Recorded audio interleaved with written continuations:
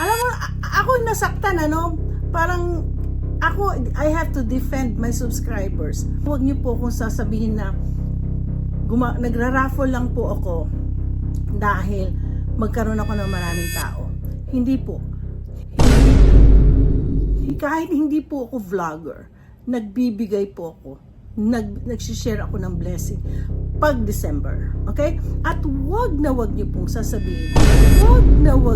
sasabihin, yung mga subscriber ko na nagpupunta sa live ko, nataon lang talagang bibigyan ko sila dahil nagiging blessing sa kanila yon. Ano ngayon kung magbibigay ako? I don't need recognition. Sinasabi pasikat ako? Hindi po, day.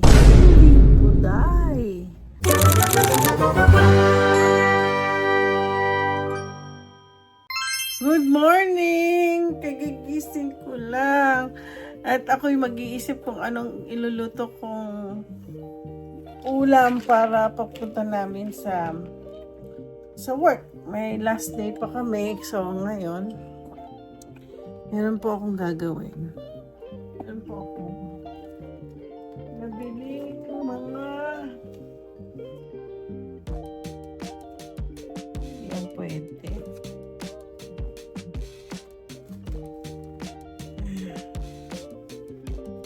Yan.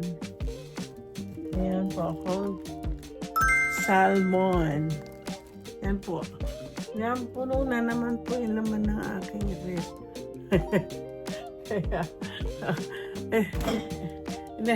nakabili po ako ng salmon. So, ang gagawin ko po ay sinigang. Gagawa po ko sinigang, kundi gagamitin kong pampaasim. Hindi po gagamit ng pampaasim. Ang gagamitin ko, wala akong kalamansi. Wala akong lemon na bili, kalamansi. Ginger. Kamatis. Tapos may sibuyas. Meron na pala ako na sibuyas. Tamad ako magluto. Mag-chop-chop. At lalagyan natin ng gulay. Bok choy at sili. So, ganun lang. Sandali, malapit. Alam niyo po sa totoo lang sinigang, madaling lutuin. Kasi, tubig lang yun, hindi walang gisa-gisa. Hindi naman magigisa-gisa, no? Kaya, parang pinapakuluan nyo lang yung tubig. Kaya lang nagiging dyan, yung, gagamitin pampaasim. Ito po nagpapaasim. Mga element ng pampaasim po ito. Tsaka ito. So, ngayon po, magpapakulo tayo ng sabaw.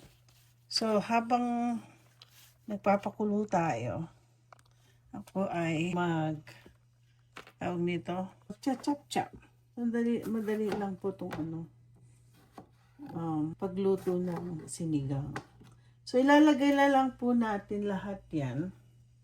Dyan. Ito po yung aking,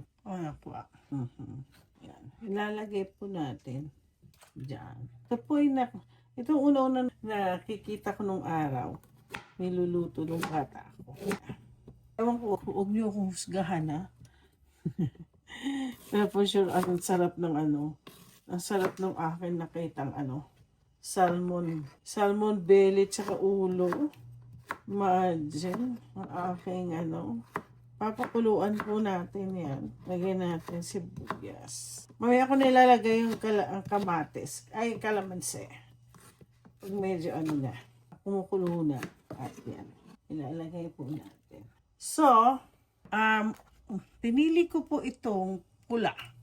Kasi matapang po yan. Matapang ang aking pula na sibuyas. Hindi yung puti. Yung puti kasi pang yan. Yan po ilalagay ang ito. Gagawa kasi ako ng bistek. Oo. Mas maganda ang bistek. Maganda ang puting sibuyas sa bistek. Yeah.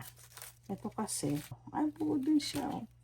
Kasi may din minsan hindi sila dami ko nasayang. Sibuyas. Yeah. Hindi naman hulat yan ilalagay ko. Kalahati lang po ang sibuyas. Ay, hindi ko alam kung papasok si Carmela. Pero, lalagyan ko na sibuyas ang aking sinigang. Okay. Lagyan lang natin. So, nailagay natin na lahat. So, hintayin po natin ito kumulo. Kulo-kulo lang yan. Kulo-kulo lang. Pinakamadaling ilutuin talaga ang ang sinigang.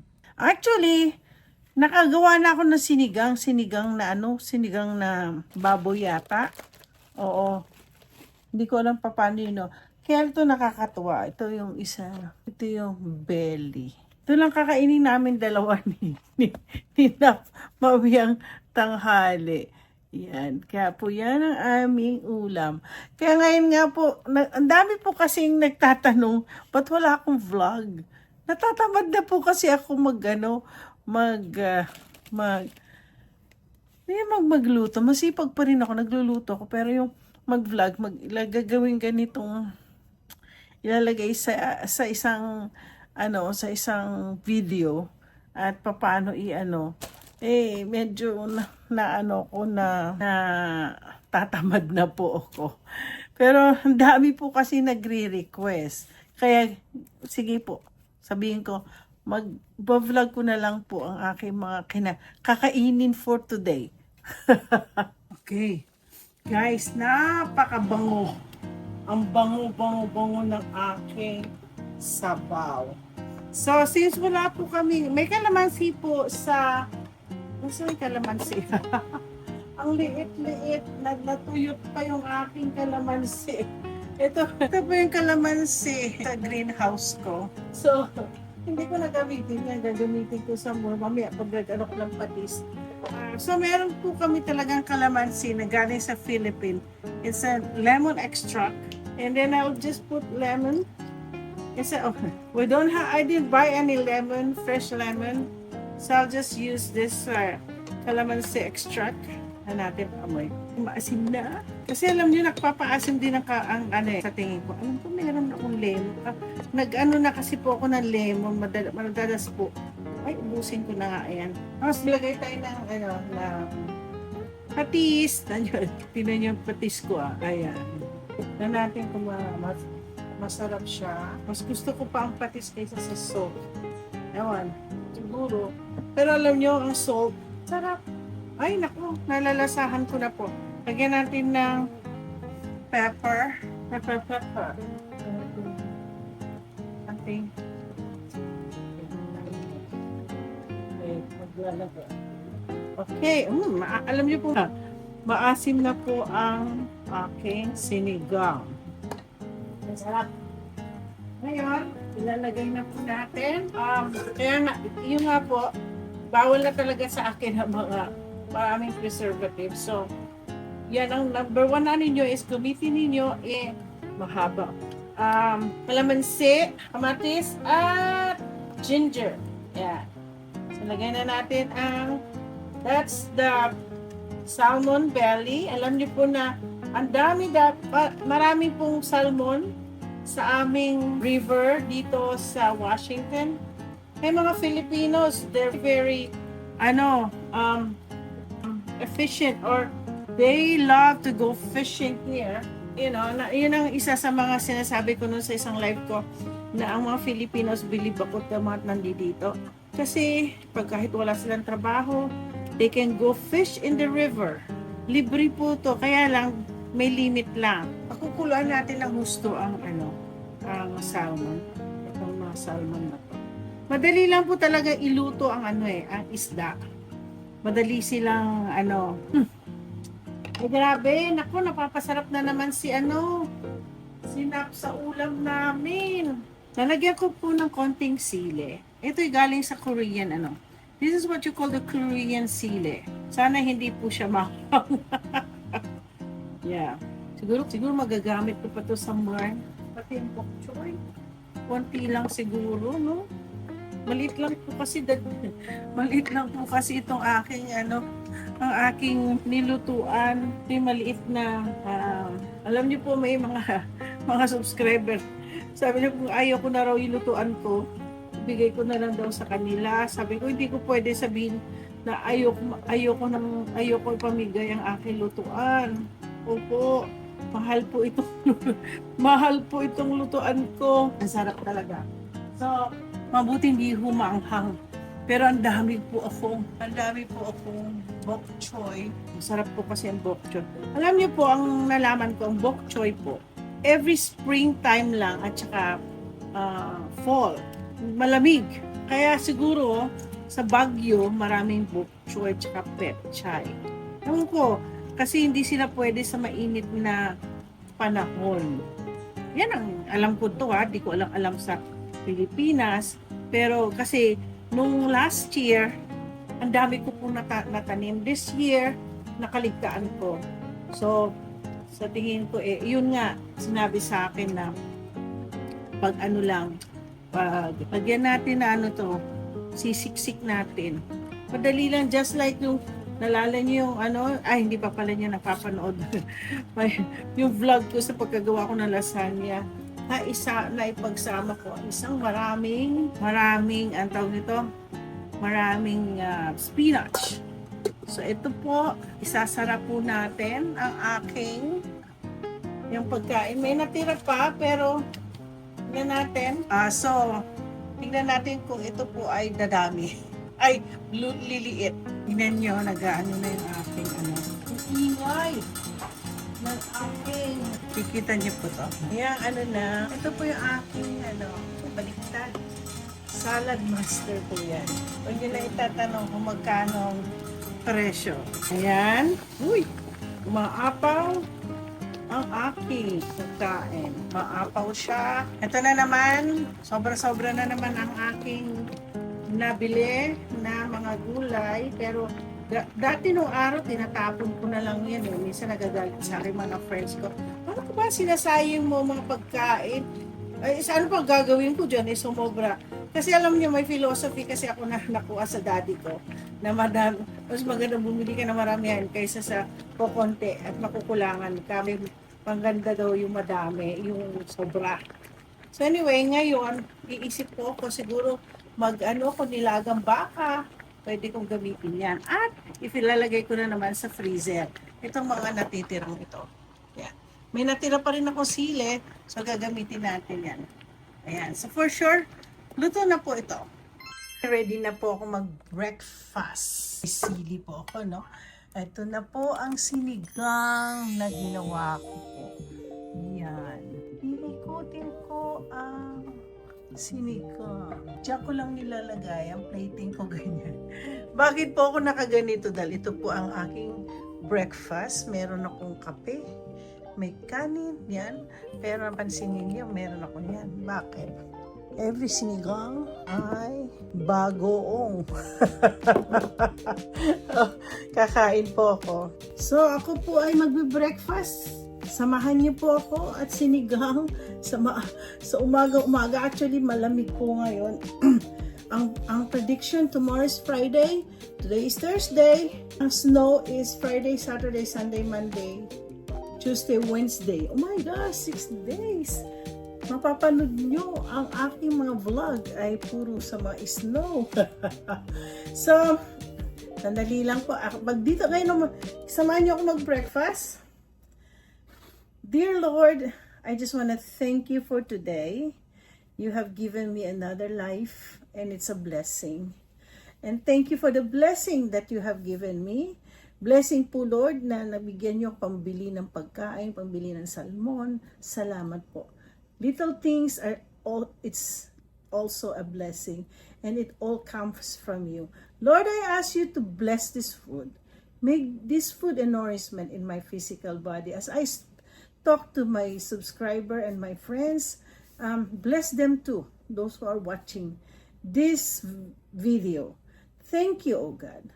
In Jesus' name I pray. Amen. O, diba? Napakasimple lang manalangin. So, titikman ho natin kung masarap yung sinigang ko. Konti lang kanin. Nasanayan na po kasi natin kumain ng kanin. Tsaka lalagyan ko po ng bago. Hindi ko alam na bago pala ito. Bagong bili pala itong aking Best Buy. Oh, alisin na natin yan. Naku. So anyway, mamaya ko nakakainin yan. Subukan na natin ang aking Kasi besides ang bagoong Hindi naman ako ginisang bagong. So, ito pong ginawa ko. Tikman natin. Ayan, maasim. Yung asim niya ay galing sa kamatis, sa lemon, yung kalamansi, at yung ginger. Masarap po. Napakasimple lang ang asim niya. Hindi yung maasim na gaya ng, alam niyo actually may tamarind. Eto pa, nagpunta ako sa store. Itong ginger, ngayon ko lang in-order to. Sa isang store. Online, ay yung delivery. Okay? Pero kahapon, nagpunta po ako sa Safeway, dito sa may 56th Street. Alam niyo po, nagtagal po ako sa street na yun kasi naghanap po ako ng ginger. Walang ginger. May tamarin, pero matamis yung tamarin na meron. O kasi alam niyo po, mga Mexican, kumakain din po sila ng tamarin. Tawag nila doon, tamarino. So, yan po, ang kanilang wala ako talaga nakita. So, alisin na lang po natin yung mga maraming inilalagay sa katawan natin. So, kailangan maging healthy tayo. Lalo na po ako ngayon, 62 years old na. Alam ko, hindi po healthy to. Pero hindi naman. Masarap din po kasi yan, pampalasa. Masarap po. So, sa inyo po, alam ko marami sa inyo talaga naghahanap ng ako po mag-vlog. So, salamat sa inyo sa nanonood. Kahit na po minsan frustrating, mga 500 lang, pero okay lang. Masaya na po ako. At saka maraming salamat po sa mga subscriber na nagbibigay po sa akin ng mga, marami po silang sinusumbong sa akin. Gagawin na natin, yung mga bashers po. Sa mga bashers, alam ko kayo, mga feel ko lang, mga bata pa kayo, batang-bata pa kayo. Marunong kayo rumispeto sa matatanda. Ako isang matanda na rin. Kaya kung makaano kayo matanda, okay, masakit din pero okay lang. Marunong naman kayo rumispeto kasi darating din po kayo sa point na magiging matanda po kayo. Ako nung kabataan ko, I may be a misdeeds, yung mga mischievous yung ako sa, hindi naman ako, kaya lang marunong po ako rumispeto sa tatay at nanay ko, rumispeto sa mga matatanda, lalo na sa matatanda. Sila po lagi kong pag umuwi akong Pilipinas, sila po yung binibigyan ko ng mga groceries, aside sa mga bata. Ang ano ko lang sa inyo, gumawa na lang po kayo ng magandang salita. Sa mga ibang tao naman na ang tingin nila hindi kami mabuti. At sila ang mabuti at pinagdadasal daw po kami sa na kung kami ipakakapasok sa langit. Ako po 100% I know my salvation. I have my faith in the Lord Jesus Christ. This is not a fake thing. God has been blessing me. Dumaan din po ako sa proseso, kaya sinishare ko sa inyo kung paano ko naghirap at paano ko dinala ng Panginoon. At saka wag niyo po kung sasabihin na nagra-raffle lang po ako dahil magkaroon ako ng maraming tao. Hindi po. Kahit hindi po ako vlogger, nagbibigay po ako. Nag-share ako ng blessing pag December. Okay? At wag niyo pong sasabihin, yung mga subscriber ko na nagpupunta sa live ko, mga mga poor. Sinabi po talaga, it's not poor. What's the name of that? Tagalog. It's a Tagalog word. Na, alam mo, ako nasaktan, parang, I have to defend my subscribers. Maraming subscriber kong Christian, marami ako mga may pag-iisip. Most of the time, mga iba dun mga senior citizen na gaya ko. Kaya kayo kung makabash kayo, akala nyo hindi kayo tatanda. Tatanda din po kayo. At never say na mahihirap ang mga to. Okay? Nataon lang talagang bibigyan ko sila dahil nagiging blessing sa kanila yon. Ano ngayon kung magbibigay ako? Okay? At saka, pag December, sa taxis, at saka isa pa, I don't need recognition. Sinasabi, pasikat ako? Hindi po, dahil sikat na po ako dito sa Washington, dito sa aming, lalo na sa area ko. Paano ako nagkakaroon ng 2,000 na kliyente? Pati Kenyan, Kahapon nga, yung Kenyan kong kliyente, talaga napakabuti niya. Kaya wag niyo sasabihin po na nag-ano ko, I'm just doing this. Kaya mga ibang kaibigan ko, they just laugh at me because, what are you doing? Are you sure? You know, minsan maraming bashers dyan na alam ko hindi mo magugustuhan yung pinagsasabi. Ako sabi ko, it's okay. That's fine. I start praying for these people. Kasi ito nangangailangan din po sila. Oo. Kunwari, meron na nga kami nahuli. Kunwari, basher pala yun, nagpunta sa amin. So, please lang ngayon, Pasko. Okay? Pasko ngayon, birthday ni Jesus Christ. Maging maganda naman ang ating mga matuto naman ko kayo. Kung akala nyo nasa tama po kayo, I don't think so. Anything that